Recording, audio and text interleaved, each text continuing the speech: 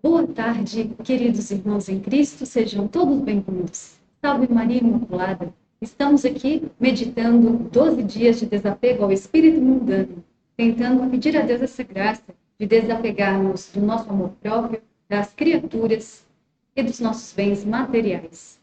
Se você ainda não é inscrito no nosso canal, se inscreva, deixe para nós o seu joinha, porque muito nos ajuda. Para o dia de hoje, nós vamos meditar a pobreza, uma das virtudes propostas por Santo Afonso Maria de Ligório. Iniciemos nossa oração. Em nome do Pai, do Filho e do Espírito Santo. Amém. Vinde, Espírito Santo, enchei os corações dos vossos fiéis e acendei neles o fogo do vosso amor. Enviai o vosso Espírito e tudo será criado e renovareis a face da terra. Oremos, ó Deus, que instruístes os corações dos vossos fiéis com a luz do Espírito Santo. Fazei que apreciemos retamente todas as coisas segundo o mesmo Espírito e gozemos sempre de sua consolação. Por Cristo e Senhor nosso. Amém. Santa Maria, Mãe de Deus, rogai por nós. Em nome do Pai, do Filho e do Espírito Santo. Vamos então iniciar essa meditação por Mateus capítulo 5, versículo 3. É uma pequena passagem do Sermão da Montanha. E Jesus nos diz: bem-aventurados os pobres de espírito, porque deles é o reino dos céus.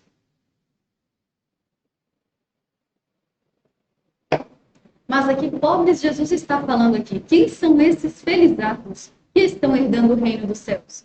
Queremos saber, porque afinal, nós passamos praticamente todo o nosso curso, né? Dizemos que o nosso fim último é Deus. A gente quer Deus, né? Então, quem são esses pobres? Esses pobres são os pobres em espírito. E para que nós possamos entendê-los, nós vamos começar primeiro pensando em algo um pouco mais simples. Os pobres deste mundo, os pobres no corpo. Pobre é alguém que não tem o mínimo para viver dignamente. Agora vamos pensar no rico. Como nos diz Padre Paulo Ricardo, os ricos, pensando em sua psicologia, eles se comportam como os pobres. Eles sempre querem mais, eles estão sempre precisando de alguma coisa. Então, um rico, se ele tem $1 bilhão, ele vai querer 2 milhões. Um rico, em sua grande maioria, eles nunca estão satisfeitos com o que eles têm. Eles sempre querem mais, eles nunca estão saciados. Pensando sobre isso, alguém poderia me dizer: então, Ana, é pecado ser rico? Meus queridos, não nos confundamos aqui.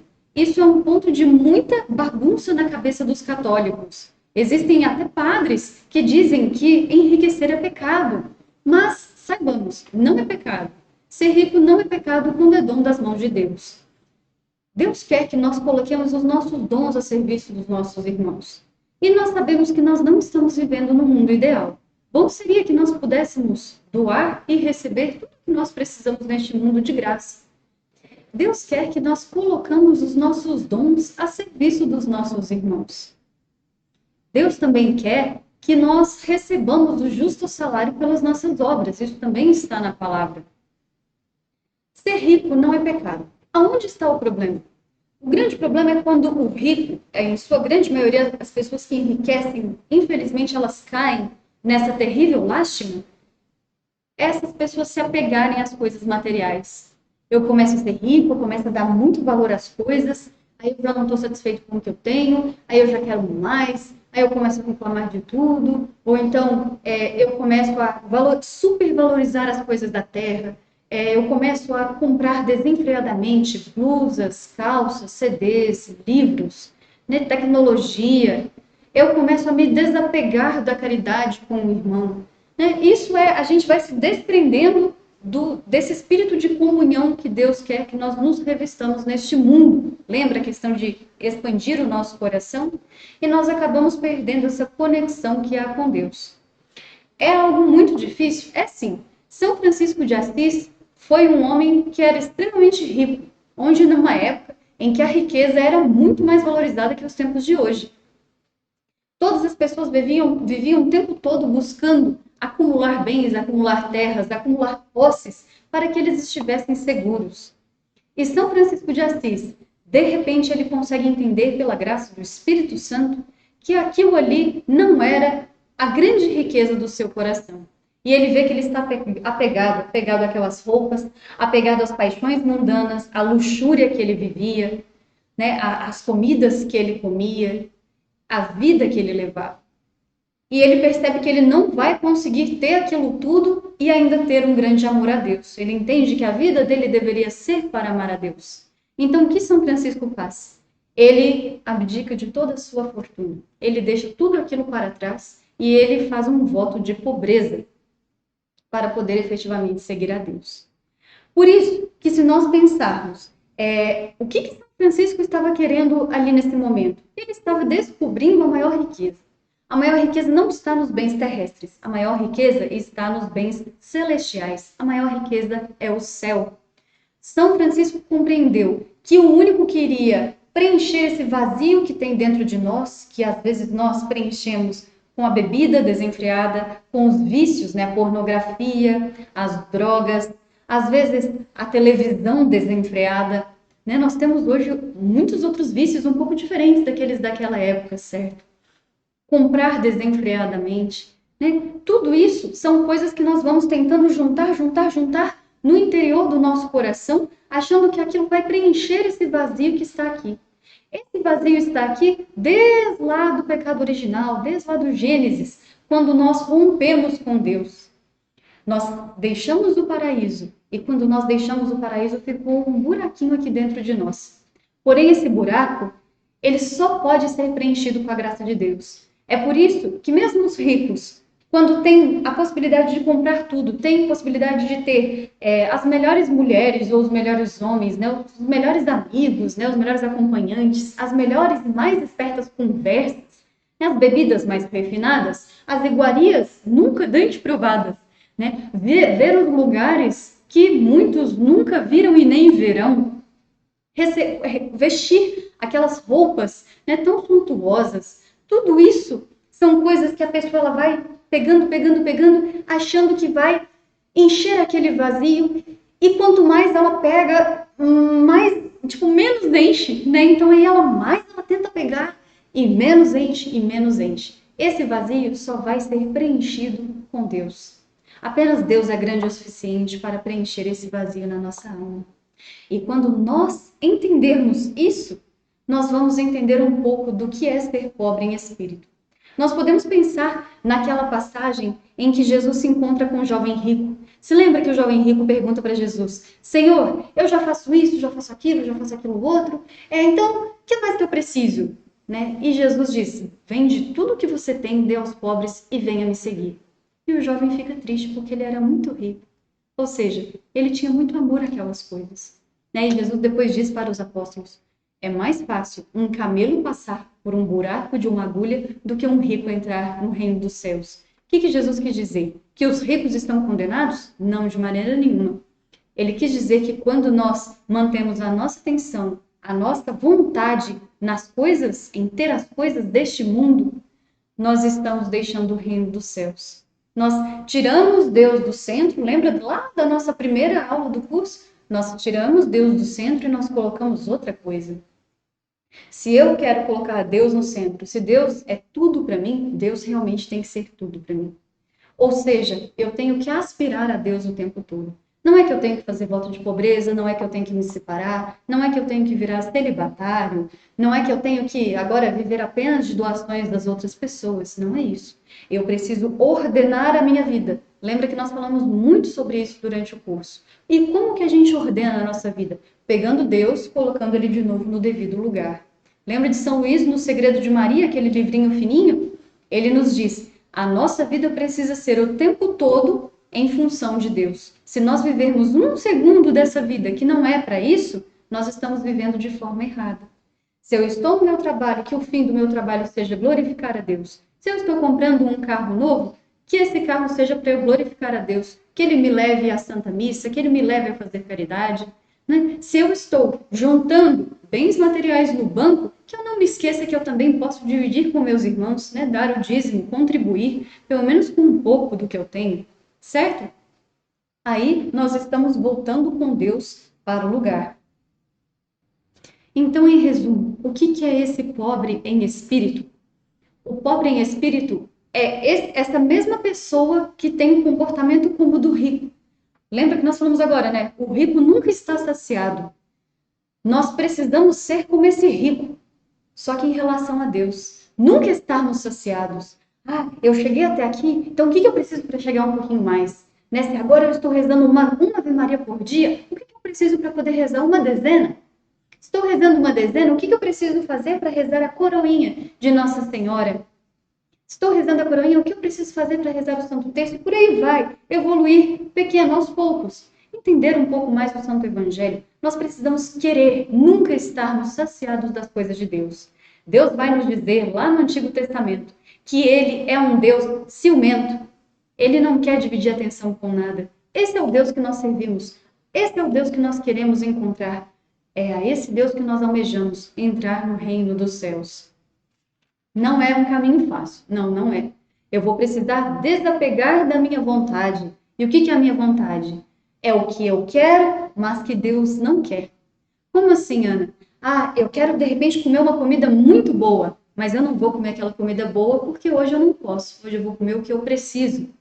Eu quero matar aquela pessoa, né? O Frei Gilson vai nos dar alguns exemplos nesse sentido. Eu quero matar aquela pessoa. Mas Deus não quer que você mate aquela pessoa. Ele quer que você a perdoe. Ah, eu quero falar umas verdades para aquele irmão. Tá muito bom ali, mostra para ele, né? Mas Deus quer que você faça isso com caridade, certo? Um outro exemplo também. Ah, eu quero ficar aqui descansando, né? Quero dormir um pouco mais, né? Ah, eu trabalhei até tão tarde ontem, só dormi só mais um pouquinho. Mas Deus não quer que você durma mais um pouco. Deus quer que você levante cedo no dia seguinte e volte à labuta. E volte a trabalhar mais um pouco. Ah, outro grande exemplo. Eu quero me separar. Mas você não prometeu a Deus no altar dele que você iria amar essa pessoa na saúde, na doença, até que a morte os separasse? Então não é por aí, a não ser, claro, que tem um embasamento justificável frente à igreja, que a grande maioria não tem. Permaneça então no seu casamento, por mais difícil que ele esteja, porque é a vontade de Deus que importa. Alguém poderia me dizer assim, mas Ana, eu não sinto Deus. Que Deus é esse? Eu não sinto Deus. Eu comungo, não sinto Deus. Eu rezo, não sinto Deus. Ontem nós falamos um pouco desse deserto espiritual, certo? Nós falamos ontem também da assídia. Veja que hoje nós estamos dando o antídoto de ontem. Aqueles que têm assídia, a pobreza de espírito é o antídoto da assídia. Por quê? Santa Teresa vai nos dizer, se eu quero me encontrar com Deus, que eu desapegue das criaturas deste mundo. Desapego das criaturas deste mundo, Santo Afonso vai nos dizer que o mais difícil é desapegar das nossas próprias vontades. Esses exemplos que nós damos agora há pouco. Né? Então, que Deus nos ajude a fazer isso. Porque Santo Afonso vai nos dizer, como que eu vou chegar nesse fim dessa pobreza espiritual? Quando eu conseguir desapegar dessa vontade, quando eu conseguir desapegar desse amor às criaturas, eu vou entender, para eu conseguir fazer isso, eu vou precisar direcionar minha vida no amor estrito a Deus. Para eu fazer isso, para você fazer isso, a gente vai precisar perseverar no nosso caminho com Deus, perseverar na nossa oração.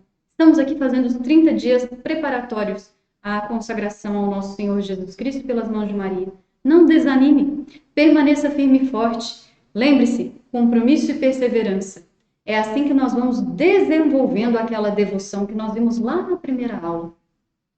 Que nós possamos agora pedir a Nossa Senhora essa graça, a graça dessa intercessão magnífica de mãe junto a Deus, para que nós tenhamos essa força que vem do alto, de decidirmos que nós queremos amar a Deus, o mundo depois, Deus primeiro. Amém. Amém, meus queridos? Agora nós vamos passar então as nossas orações desse dia. Se lembra? Está lá no final do seu livro, lá no apêndice, nós temos o Ave Estrela do Mar e Vinde Espírito Criador. Ave do mar estrela, de Deus mãe bela, sempre virgem da morada, celeste feliz entrada. Ó tu que ouviste da boca do anjo a saudação, dá-nos paz e quietação, e o nome de Eva troca. As prisões aos réus desata, e a nós cegos alumia. De tudo que nos maltrata, nos livra, o bem nos granjeia.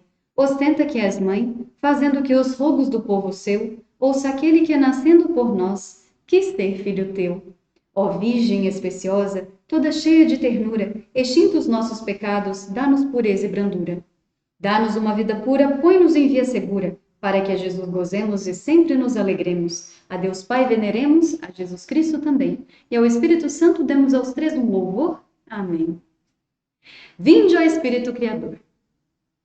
Vinde, ó Espírito Criador, visitai os corações dos vossos seguidores, preenchei com a graça do alto estes corações que vós criastes. Sois o Espírito Consolador, a dádiva de Deus Todo-Poderoso, a fonte de água viva, o fogo divino, a caridade, a unção invisível das almas. Vinde então com vossos 7 dons preciosos, vós que sois o dedo de Deus, vós que sois o conteúdo da promessa do Pai, vós que colocais o verbo do Pai em nossos lábios, iluminai os nossos espíritos com vossa luz. Abrasai os nossos corações com vosso amor e santificai em todos os tempos nossa frágil carne. Bani de nós o espírito de tentação, preenchei-nos com vossa paz infalível. Sede vós mesmo nosso guia, de modo que possamos evitar tudo que possa ser prejudicial à nossa salvação. Ensinai-nos a compreender o Pai, ensinai-nos a compreender o Filho e a vós mesmo. Sede sempre o objeto de nossa fé. Por isso seja a glória em todos os tempos para Deus Pai, para o Filho ressuscitado e para vós, Espírito Santo. Amém. Enviai o vosso Espírito e tudo será criado, e renovareis a face da terra. Oremos, ó Deus que instruístes os corações dos vossos fiéis com a luz do Espírito Santo, fazei que apreciemos retamente todas as coisas segundo o mesmo Espírito e gozemos sempre de sua consolação. Por Cristo, Senhor nosso. Amém. Estivemos reunidos e permaneceremos reunidos até o céu, em nome do Pai, do Filho, do Espírito Santo. Amém. Uma santa e abençoada tarde ou noite, não sei em que momento que você me escuta do dia, e até amanhã, se Deus quiser, para mais uma meditação. Beijo, povo de Deus, abraço, fiquem com Deus!